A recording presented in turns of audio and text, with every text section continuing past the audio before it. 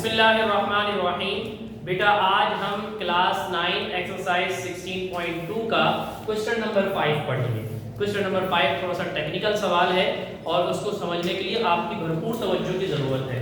बेटा सवाल है, do the points A B and C form a right angle triangle. क्या ये तीनों पॉइंट से मिलकर जो ट्रायंगल बन रही है वो राइट एंगल ट्रायंगल है या नहीं है? ठीक है, ये प्रूफ करना है। ये तीन पॉइंट से जो ट्रायंगल बन रही है वो राइट एंगल ट्रायंगल है या नहीं, ये हमें प्रूफ करना है। तो हम प्रूफ करने की तरफ बाद में आते हैं। पहले हम अपना पुराना काम कर लेते हैं, यानी AB का डिस्टेंस मालूम कर लेते हैं, BC का डिस्टेंस मालूम कर लेते हैं और CA का डिस्टेंस मालूम कर लेते हैं। तीनों डिस्टेंस मालूम करने के बाद फिर हम देखेंगे कि कैसे प्रूफ करना है। ठीक है, तो हम AB का डिस्टेंस मालूम करते हैं, A-1 2 और B 7, 5। इसको हम x1 मेंशन कर देंगे, इसको xy1, इसको x2 और इसको y2। फार्मूला हमने लिख दिया, डिस्टेंस फार्मूला आपको माशाल्लाह अभी तक के याद भी हो चुका होगा मेरा बेटा। अब देखें, x2 की जगह पे क्या लिखेंगे 7, माइनस की जगह पे माइनस, x1 की जगह पे -1।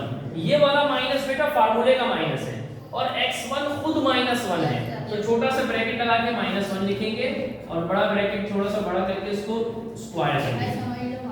प्लस की जगह पे जी बेटा, प्लस की जगह पे प्लस लिख दिया, प्लस की जगह पे प्लस लिख दिया, y2 की जगह पे बेटा 5 लिखा, माइनस की जगह पे माइनस लिखा, y1 की जगह पे बेटा क्या लिखेंगे 2 लिखेंगे और इसके ऊपर होल स्क्वायर।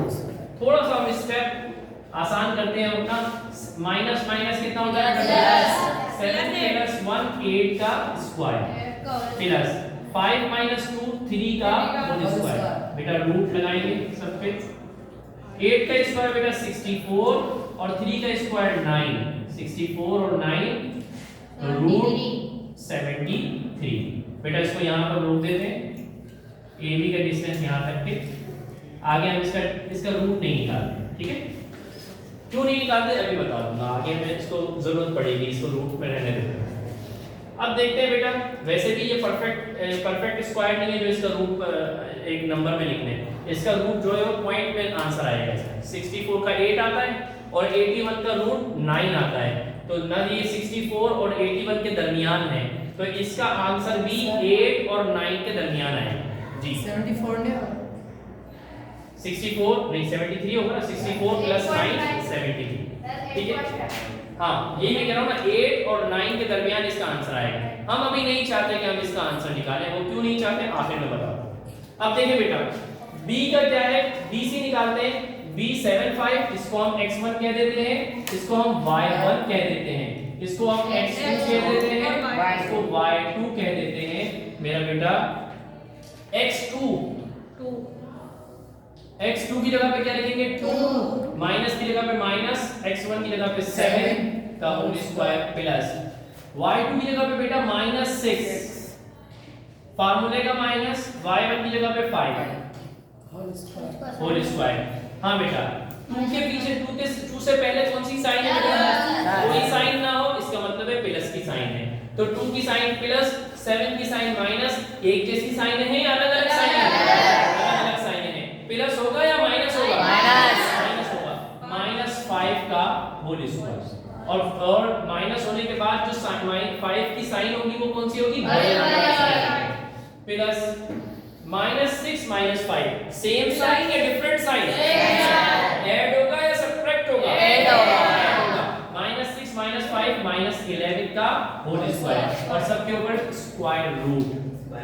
बड़े नंबर की साइन आ जाएगी, -6 की साइन, 6 की साइन माइनस है, 11 की साइन भी माइनस हो जाएगी। बेटा -5 के स्क्वायर का मतलब -5 को 2 के मल्टीप्लाई करना। 5 5 जा 25। मुन्नू और चुन्नू लड़ पड़े, मुन्नू के अब्बा और चुन्नू के अब्बा भी लड़ पड़े, माइनस माइनस प्लस हो गया, प्लस 25 आ गया। -11 के स्क्वायर का मतलब मेरा बेटा -11 मल्टीप्लाई -11, 11 को मल्टीप्लाई करेंगे 121 आएगा बेटा, और माइनस माइनस प्लस, इन दोनों को प्लस करेंगे क्या आ जाएगा बेटा 641। यहां भी हम उसको रूट खत्म नहीं करते, इसको ऐसे ही रहने देते हैं बेटा। ये किसका आंसर आया?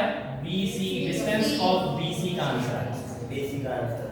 अब आप देखिए बेटा last but not least CA, C कितना है 2 - 6 -1, 2, इसको हम मेंशन करते हैं x1 y1 x2 y2। बेटा x2 कितना है -1, फार्मूले का माइनस, और x1 कितना है 2, दोनों के ऊपर स्क्वायर लगा दिया, प्लस y2 कितना है बेटा 2, फार्मूले का माइनस, और y1 खुद -6 है, तो यहाँ पे -6 लिख देंगे। बेटा समझ में आई? Yes sir. कोई गलती तो नहीं करेगा ना इंशाल्लाह इम्तिहान में? देखिए बेटा -1 -2 एक जैसी साइन है बेटा, प्लस होगा -3 का स्क्वायर प्लस, अच्छा बड़े नंबर की साइन 3 की साइन कौन सी होगी? -2, 2 माइनस माइनस प्लस 2 प्लस 1 6 8 का स्क्वायर, नहीं माइनस नहीं लगेगा मेरा बेटा। देखो ये मैंने एक स्टेप खाया है, माइनस माइनस प्लस हो जाएगा, देखो माइनस और माइनस आपस में लड़ रहे हैं, तो माइनस माइनस क्या हो जाएगा? प्लस। अगले स्टेप में आना चाहिए था 2 + 6, वो स्टेप मैंने छोड़ दिया। 2 + 6 का आंसर क्या है? डायरेक्ट जो 8 आंसर है वो मैंने लिख दिया। बेटा समझ में आ रही है? आपको समझ में आ रही है बेटा? -3 के स्क्वायर का मतलब 3 3 का 9, प्लस का माइनस का प्लस का, कोई तो नहीं सोचेगा माइनस का आएगा, क्योंकि -3 को 2 मरतबा जब लिखेंगे तो माइनस माइनस प्लस हो जाएगा, प्लस 6 का स्क्वायर कितना हो जाएगा? 64, √9 + 64 कितना हो जाएगा बेटा? √73। तो CA का आंसर कितना आया? √73। अब मेरा बेटा, अब जो हमारा ये तो काम बड़ा आसान था, इस काम में तो कोई मुश्किल थी ही नहीं ना, तीनों का डिस्टेंस निकालना तो आप पता नहीं कितने दिन से डिस्टेंस निकाले चले जा रहे हैं। अब जो असल काम है, जो समझने की बात है, जिसमें आपकी पूरी 100% तवज्जो चाहिए होगी, वो इधर यहाँ पर समझेंगे। ठीक है बेटा? तो यहाँ पर देखिए मेरा बेटा, ये एक ट्राइंगल है, इस ट्राइंगल का नाम है right angle triangle. Right angle triangle उस ट्राइंगल को कहते हैं जिसमें एक लाइन बिल्कुल सीधी हो, यानी 90 डिग्री वाली हो, उसका एंगल कितना हो? 90 डिग्री, या वो लाइन बिल्कुल सीधी लाइन। मिसाल के तौर पर एक ट्राइंगल ऐसा भी बन सकता है ना, सही है, एक ट्राइंगल ऐसा भी बन सकता है, ठीक है, मुख्तलिफ अंदाज के ट्राइंगल। लेकिन ये खास किस्म का ट्राइंगल जिसका एक एंगल 90 डिग्री का हो, उसे कहते हैं राइट एंगल ट्राइंगल। अब बेटा राइट एंगल ट्राइंगल के बारे में अच्छा एक और बात पहले समझ लें। ये जो स्ट्रेट 90 डिग्री वाली लाइन होती है उसे कहते हैं परपेंडिकुलर, और जिस पर ट्राइंगल जिस जमीन पर ट्राइंगल खड़ा हुआ होता है उस ट्राइंगल को बेस, उसको कहते हैं बेस। ट्राइंगल ऐसे है ना, तो ये बेस कहलाएगा, और जो तिरछी लाइन होगी उसमें परपेंडिकुलर के सामने उसे हाइपोटेन्यूज कहेंगे। सर ये तो सीढ़ी की तरह खींच जा रहा है। हाँ सीढ़ी की तरह, जो सीढ़ी की तरह जो है वो हाइपोटेन्यूज है। ठीक है, ये दीवार की सीढ़ी जिस दीवार पे लगी हुई है, सीढ़ी जिस दीवार पे लगी हुई है वो परपेंडिकुलर, और जिस फर्श पे वो सीढ़ी रखी हुई है वो बेस। ठीक है बेटा? अब आप एक और बात समझें। एक मैथमेटिशियन थे जिनका नाम था फिसागोरस। क्या नाम था? फिसागोरस, और उसको इंग्लिश में कहते हैं पाइथागोरस। ठीक है, फिसागोरस ने एक थ्योरम निकाला जिसका नाम है पाइथागोरस थ्योरम, और उर्दू में कहते हैं उसको मसअला-ए फिसागोरस। वो ये कहते हैं, फिसागोरस ने इस बात को प्रूव किया, पाइथागोरस थ्योरम ने इस बात को प्रूव किया कि आप किसी भी राइट एंगल ट्राइंगल को ले लो, उसमें ये बात प्रूफ होगी कि हाइपोटेन्यूज का स्क्वायर बराबर होता है, हाइपोटेन्यूज का स्क्वायर बराबर होता है परपेंडिकुलर बेस के स्क्वायर के प्लस परपेंडिकुलर के स्क्वायर। ठीक, वो कहते हैं जितने भी आप जिस किस्म की भी आप राइट एंगल ट्राइंगल होगी उसमें ये रिजल्ट प्रूफ होगा। तो सर ये लिखेंगे अहम बात।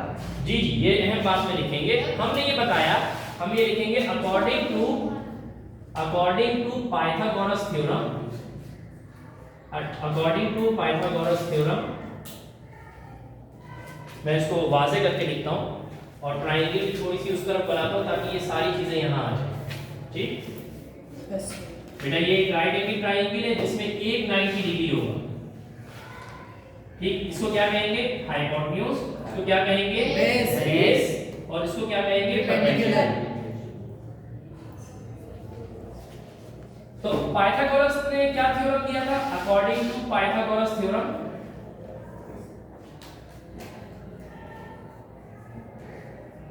थ्योरम पूरा नहीं लिखता, ठीक है, PHE के बाद O के बाद जो है डॉट लगा दूंगा।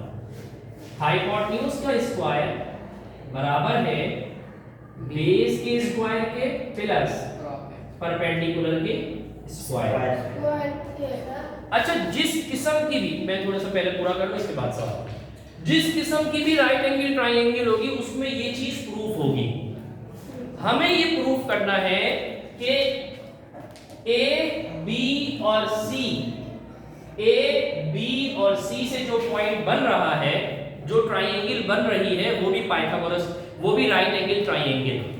तो अगर हम अपनी ट्राइंगल के ऊपर भी पाइथागोरस थ्योरम का रूल अप्लाई करें और दोनों तरफ के आंसर सेम आ जाएं, तो हम कहेंगे हाँ भाई जो हमारी ट्राइंगल है वो भी क्या है? Right angle triangle. हर राइट एंगल ट्राइंगल के लिए एक बात प्रूफ है कि वो पाइथागोरस थ्योरम उस पे अप्लाई होता है।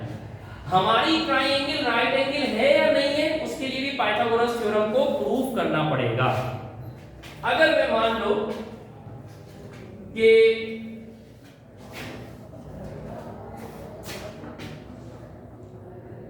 अगर हम उसको ये A कह दें, इसको B कह दें और इसको C कह दें, तो हाइपोटेन्यूज की जगह पे क्या आ जाएगा? BC। हाइपोटेन्यूज की जगह पे क्या लिखूंगा बेटा मैं? BC। और हाइपोटेन्यूज के ऊपर स्क्वायर है तो BC के ऊपर भी क्या लिख दूंगा? स्क्वायर। और बेस की जगह पे क्या लिखूंगा? AB या B है, एक ही बात है, मैं AB लिख देता हूं। और बेस के ऊपर स्क्वायर है तो इसके ऊपर भी स्क्वायर आ जाएगा। परपेंडिकुलर की जगह पे क्या लिखूंगा? AC और इसके ऊपर भी स्क्वायर। अब बेटा BC का जो हमने आंसर निकाला है वो लिखकर देखते हैं इसमें। 8.5 नहीं, रूट में, रूट 146 बेटा, यही है ना BC का आंसर। BC का आंसर निकाला था रूट 146। बेटा BC का तो रूट 146 है, BC के ऊपर स्क्वायर है तो रूट 146 के ऊपर भी स्क्वायर होगा ना, है ना? BC के ऊपर स्क्वायर लिखा हुआ है तो रूट 146 के ऊपर भी स्क्वायर लगा देंगे, तो इसके ऊपर भी स्क्वायर लिख देंगे। बेटा AB का आंसर क्या है? रूट 73। तो रूट 73 लिखा हमने और इसके ऊपर लिख दिया बेटा स्क्वायर। AC का आंसर क्या है बेटा? रूट 73। AC का आंसर भी रूट 73 और इसके ऊपर भी स्क्वायर। अब मेरा बेटा ये तो बहुत आसान हो गया, स्क्वायर और रूट एक दूसरे के जानी दुश्मन है, एक दूसरे को कत्ल कर दिया, दोनों खत्म हो गए। स्क्वायर और रूट एक दूसरे के जानी दुश्मन है, एक दूसरे को कत्ल कर दिया, दोनों खत्म हो गए। स्क्वायर और रूट एक दूसरे के जानी दुश्मन, एक दूसरे को खत्म कर दिया, दोनों खत्म हो गए। अब आप देखो वहां 146 है और यहाँ 73 कितना होता है? 146 यानी left hand side right hand side के बराबर आ गई। अब एक बात तय है कि भाई हर राइट एंगल ट्राइंगल के लिए पाइथागोरस थ्योरम प्रूफ है। अगर हम अपनी ट्राइंगल के बारे में भी पाइथागोरस थ्योरम प्रूफ कर दें तो हमारी ट्राइंगल भी कौन सी हो जाएगी? राइट एंगल ट्राइंगल हो जाएगी। हमने अपनी ट्राइंगल के रिजल्ट पाइथागोरस थ्योरम में अप्लाई किए, क्या दोनों सेम आ गए आंसर? इसका मतलब हुआ कि हमारी ट्राइंगल भी राइट एंगल ट्राइंगल है। Since therefore AB and C form a right angle triangle। जी बेटा कोई सवाल है? सर मेरा एक सवाल। जी पहले आप कौन सा?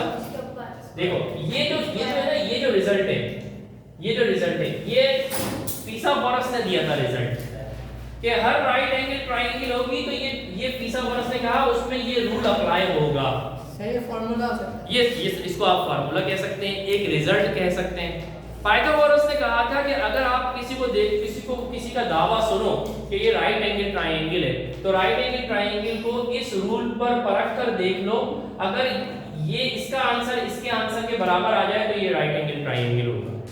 जी बेटा, जी बेटा, यही क्वेश्चन था सर।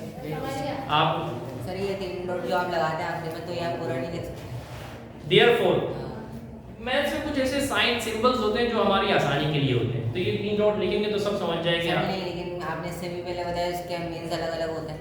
हाँ, ये जो शीन के जो 3 नुक्ते हैं ना, इसका मतलब होता है देयरफॉर, ठीक है।